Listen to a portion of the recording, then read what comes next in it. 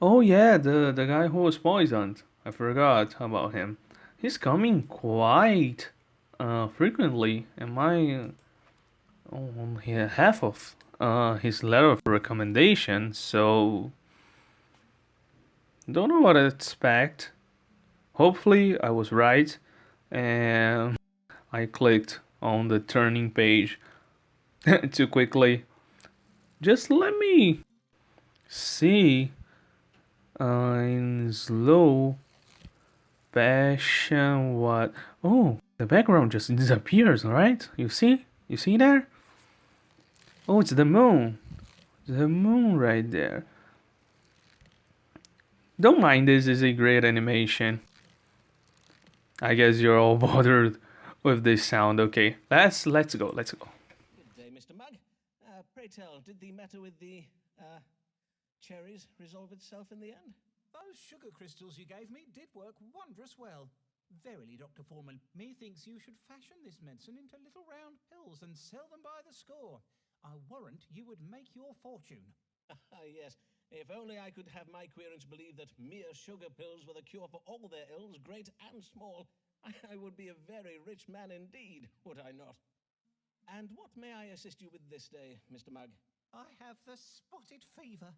I must begin treatment now, or else I will... Hold, sir. The spotted fever is exceeding rare. Why would you think you have such a disease? Well, sir, not only am I covered all over in red spots, I have lately taken to chundering, such as are the very symptoms listed in the medical book I did read. I am already taking the treatment Mr. Cogan prescribes, but now I require... You mean to say you have read Thomas Cogan's Haven of Health? Why, that is a most technical book, writ for doctors and medical students. How did you come to be reading it? My friend George Sprottle did bind a printing of it in his shop. He kindly let me spy some pages afore 'twas sent up to Cambridge. Oh, but Dr. Forman, I forget myself. You have no medical degree, so you doubtless have not read it. Mayhap if I ask George nicely... Sir, let us consult the stars and see if they may tell us what ails you. Oh my. Someone can ruin Dr. Forman job, right? Spotted fever. Mugs of hypochondria. Let's just evil digestion. Spotted fever. Okay. Mug suffers from hypochondria induced by the appearance of being pimples in the PV member. Okay. Evil digestion, mild imbalance of yellow bill, or just spotted fever. That's hard. Don't really know what to say. I don't recall him saying the symptoms.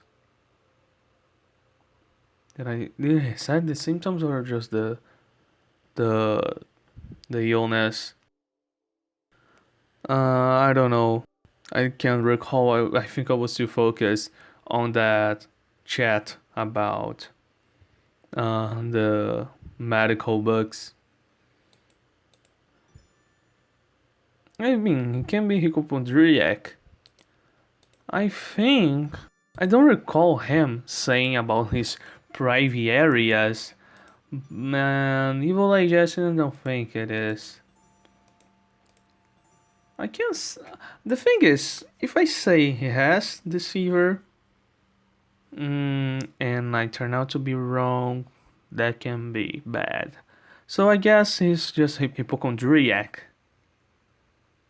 I'm gonna go with this. Don't have much to be based on, so we're gonna be with this. The spots on your privy member suggest a mild venereal disease. Such pustules can appear so foul in appearance as to induce involuntary upward purging, as is the case here. It's also indicated that you suffer from hypochondria. Dr. Forman, did you not hear me? I said nothing of spots being on my yardle. On my word, I know not why folk even bother with doctors. Not now we have books to consult. one thing more, if you please, Dr. Forman, for I feel I must give you warning. A great storm is coming. I feel it in my bones, and my bones do always speak true. You would do well to bide indoors at the first sign of wind and rain. God keep you well, Dr. Forman. That's weird. I mean, he certainly didn't mention this, but I don't know. I thought that would be the right option. I should have said he had the thing. He was real convinced, but he can come back and say he was wrong about what he said, just like last time. So yeah, let's see. The first times he always took a little ill. Oh no, not this one. This one was pretty easy. Yeah, the numbers were not that bad. But the thing that he said kind of scared me. Does it mean Mrs. Alien is coming? I mean, that's the biggest storm that I can think of right now. Now that common folk know how to read, we shall soon have no more need of doctors. Yes, yes. Trust me, this will definitely be the future, man. Just trust me.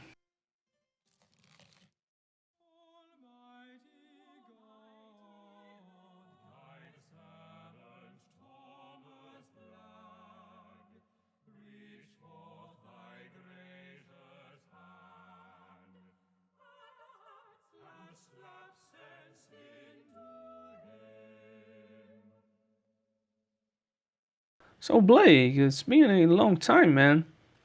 Mm, I don't know what he will bring me this time. It's probably something related to money, as always. But it can be something related to her.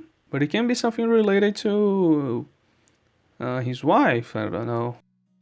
Good morrow, Dean Blagg. How fare you this day? Well, Dr. Forman, I must own that I do not fare well, for my recent investments have left me in a rather vexing financial position. Verily, that is ill to hear. Aye, Sir Walter Raleigh's quest for El Dorado failed most woefully. His ships did return with naught but a few sacks of worthless root vegetables. I cannot fathom it. We are Englishmen. We do not eat vegetables. I do wish you had forewarned me, Forman. Indeed, 'tis a pity the stars were not more forthcoming. Oh, but that is all by the by.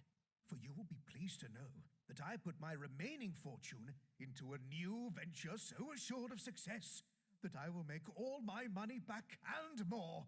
Assured, you say? How very reassuring. I have invested in an expedition to intercept a fleet of Spanish ships carrying gold back from the New World. For this expedition, Sir Walter Raleigh will be joined by that famous military genius, Robert Devereux, the Earl of Essex. So success is virtually guaranteed. There is but one small worry, however. Ah, only one? Aye.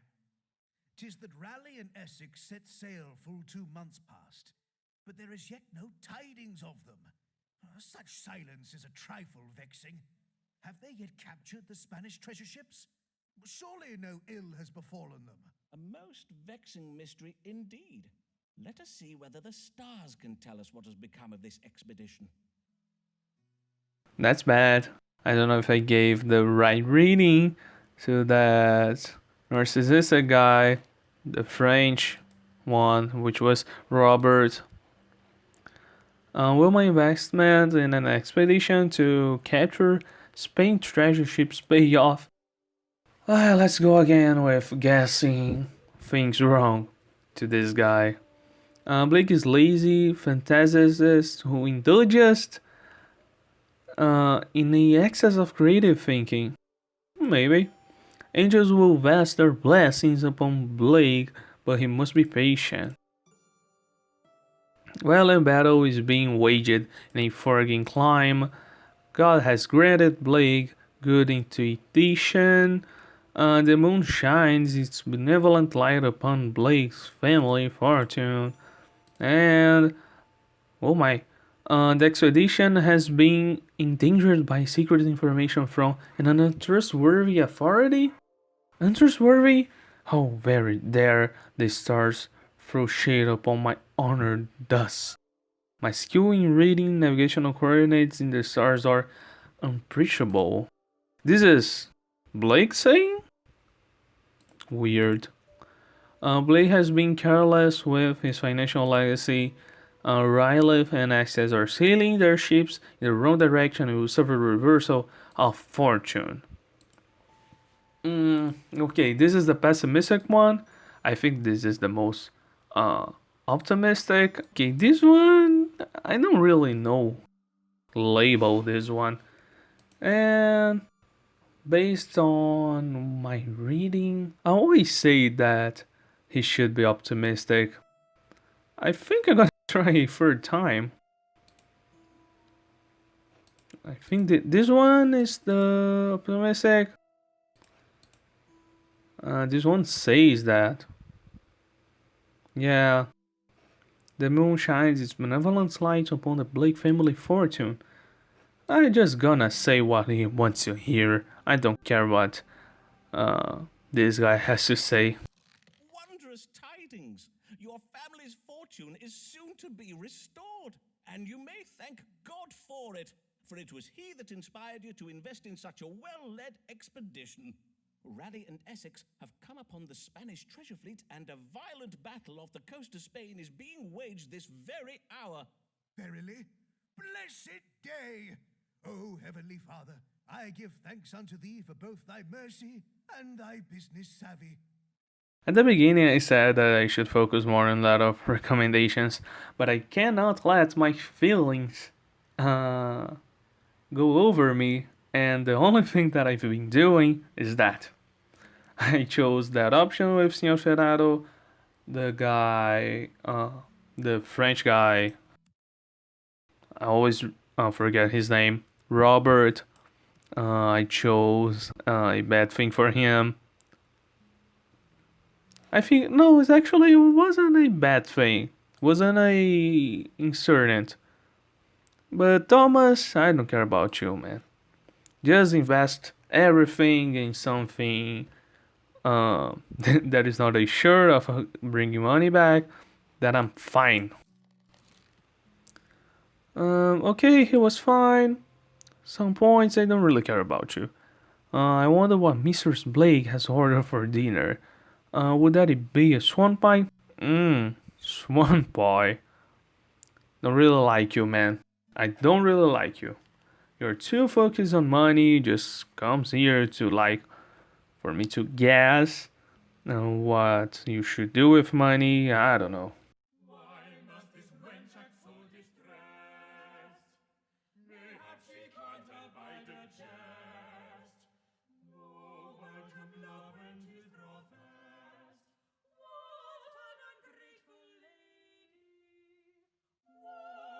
What an ungrateful lady! I think this is the first time the song said that Emilia is ungrateful. I mean, every time was like she's nothing but a lady. So why must this wench act so distressed? Mayhap she can't abide a jest, nor welcome love when it's professed. What an ungrateful lady. What was her problem again at the time? I think I made her mad. What is her? Emilia, right? Emilia? No, our numbers with her are quite high, and I think we have little few consultations with her, so I think I can try this letter of recommendation. Oh, let's see. I mean, I can say whatever I want, uh, but I have to take the right guess, and this is the problem. So let's go. Good day, Mistress Lanier. Pray, come in and take comfort by the fire. The wind is fierce and cold this day. Did you see him this time, Dr. Forman? He did it again. He ran off the moment he saw me. See who, madam? Your patient, Signor Ferraro. Ah, verily? Indeed, I was expecting him to come for a consultation this day. But he changed his mind and ran off, you say? Huh. How very mysterious. Truly, 'tis as if all men are determined to use me ill. Surely not all men, madam. I, for one, remain most devotedly at your service. My dear lady, I do not need to read the stars to see that something grave has befallen you. Pray, tell me what it is. Yesterday I did meet with Mr. Shakespeare to discourse upon our new play, which is to open this week at the theatre in Shoreditch. But though I was determined not to confront him about the sonnets he wrote about me, 'twas difficult to hide the heaviness I did feel in his company. I can well imagine, madam. So then, well, he remarked upon my dark humour, to wit, he said to me, Emilia, your pretty brow does furrow, so I will kiss it smooth. And I sense that you did not receive this well? Indeed, I did not. Forsooth, I was so enraged by this, I reversed my flagon of ale full over his head. Whoa! Whereon he rose What? from his stool, declaring I was the most ungrateful and unworthy wench in all of Christendom, and then he flew out of the tavern like a bat from out the gates of hell. A most vivid image, and no doubt most apt. Men who work in playhouses are prone to indulging in such melodrama, of course. Why so many ladies care for such men in preference of those employed in solid, stable professions, I shall never understand. And if only that were all. For this morning I saw a bill advertising our play posted on a wall in my street. It bears his name and not mine. Verily? Surely not. Mayhap there has been some error made. Nay, Dr. Forman, 'tis no error, for I rushed to the theatre to see what was amiss, but I was refused admittance. Indeed, the player who came to the door denied all knowledge of my collaboration on the play. Methinks Mr. Shakespeare is exacting his petty vengeance upon me for rejecting his sly suit by denying me credit for my work. And he means to deal with me by pretending I do not exist, as if I were a ghost. Or is it he who has become the ghost? In truth, I am not yet sure how that metaphor should work. What monstrous perfidy! Pray tell me what I might do to punish this wretched scribbler. Though I am not adept with a sword, I do have a book that instructs in how to command nefarious spirits. Oh, prithee, sir, I am come not in search of vengeance, but to seek answers. As you know, I have been ill-treated by my husband, and now I am betrayed by Mr. Shakespeare. Pray, read the stars and answer me this, Dr. Forman. Will I ever be able to trust, even love, a man again? Oh no. Oh no. Dr. Forman will not. Wait. There's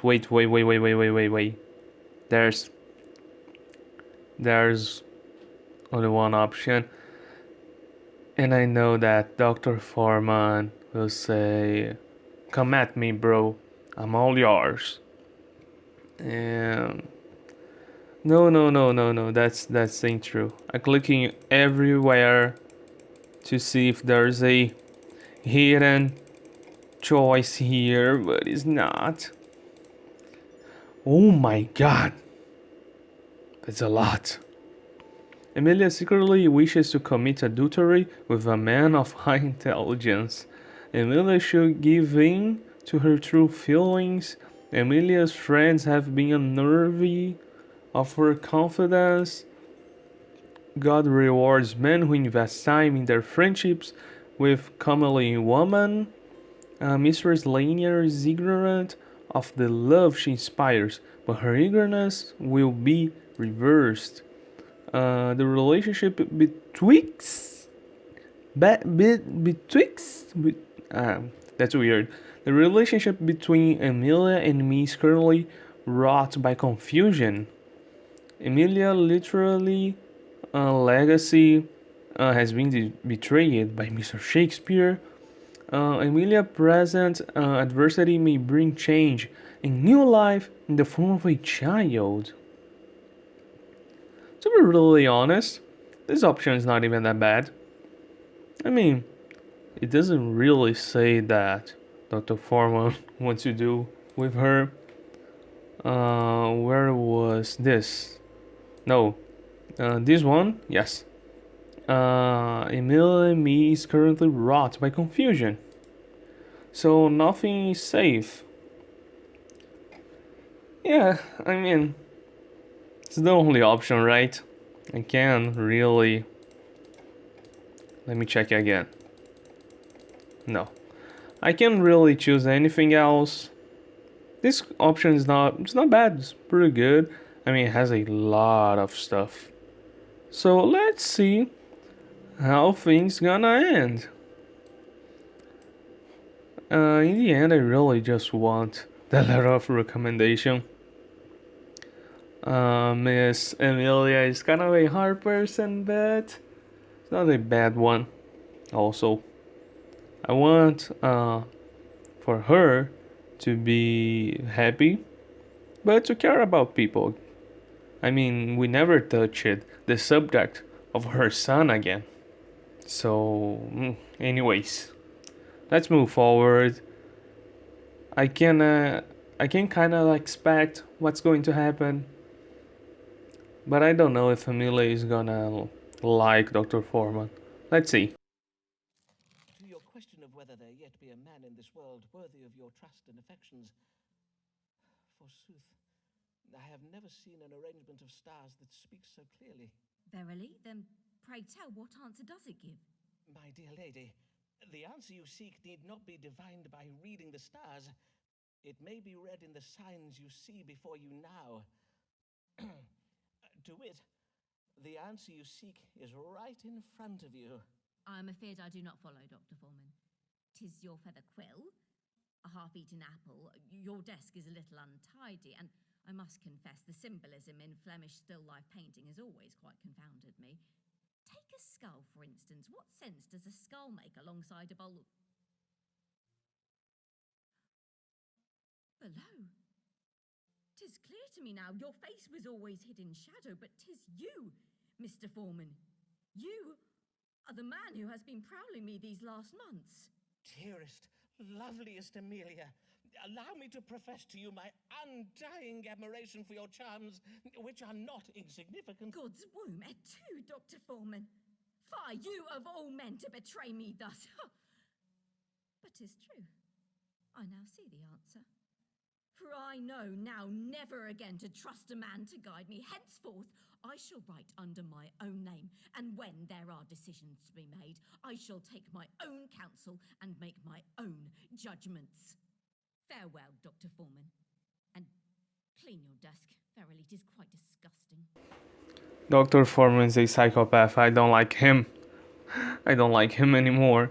You're following woman. You're talking. Ugh.